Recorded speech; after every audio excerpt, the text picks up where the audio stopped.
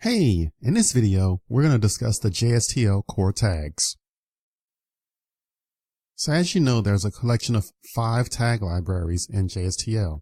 So we'll take a look at some of the commonly used tags in the core library.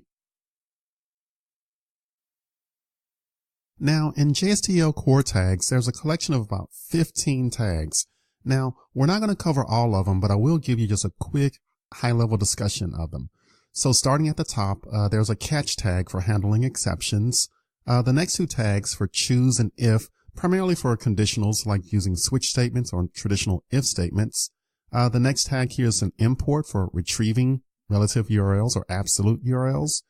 The most commonly used ones here are for each and for tokens. Basically allows you to loop over a collection of data, and we'll use that in this video. There's the out tag for displaying output. Otherwise, it's for handling the choose tag, params, redirects, removes, sets, URLs, and when. So again, a lot of tags here. I'll cover the most commonly used tags in the video. Hey, but don't worry. You may want an exhaustive deep dive on each one of the tags. At the end of this video, I'll give you links to documentation that covers each tag in detail. So don't worry. I got you covered. All right. So every page that makes use of the core tags must include this reference. So you have to give the angle bracket % with an @ symbol. You say tag lib and then give the URI. So the URI must match exactly what you see here on the screen. And then you specify a prefix of C. Now, one thing about the URI is that it's a bit misleading. There's no real connection to the internet to make use of this tag library. It's simply a unique identifier. They'll actually make use of this unique identifier when they scan your local jar file that's part of your project. So again, no connection to the internet, simply a unique identifier that associates your tag in the jar file locally on your file system. All right, so let's look at an example of making use of that for each tag. So what I want to do here is have a list of data and loop over it and display that data. So starting at the top, I'm going to set up some sample data. Now this is part of a scriptlet, and I know I said, hey, use JSTL to minimize scriptlets, but I'm basically using scriptlets here just to load some sample data. So don't yell at me about this.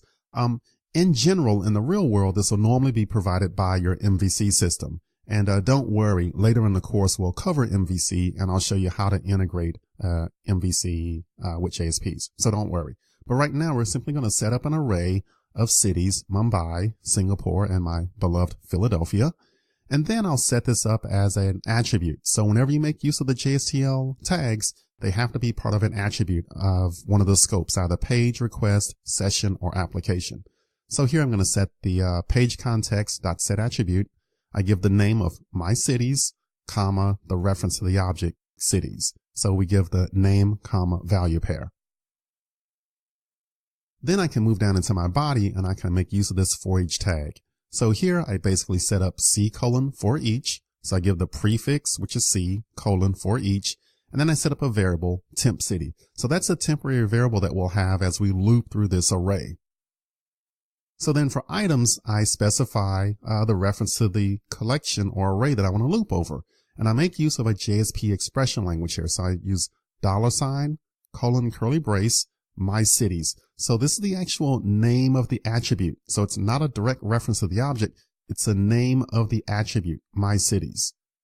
Now, once I'm inside of the for loop, then I can simply make use of that temporary variable. I can say $ curly brace temp city and put a break on it. And that's it. So the desired output is what we'll see here on the screen. We'll see our list of cities displayed using this JSTL. And that's basically it for the coding for that. And in the next video, I'll actually show you some hands-on coding where we'll write the code for all of this from scratch. Now, as I mentioned, I'm providing some resources for you to get all the details. So if you wanted to get all the details about every tag in the core library, you can make use of these references here. So these websites that I have listed on the slide, these are basically just redirects to the official documentation from Oracle. So I have links here for the custom tags tutorial, JSTL tutorial. The JSTL Java doc gives you the actual documentation for every tag along with all of their attributes. And then the JSTL specification PDF again, gives you more details on each one of the tags and their use cases. So if you wanted details on every tag, you can follow those resources. Okay, great. So in the next video, we'll actually write some code and we'll make use of this JSTL tag. So I'll see you there.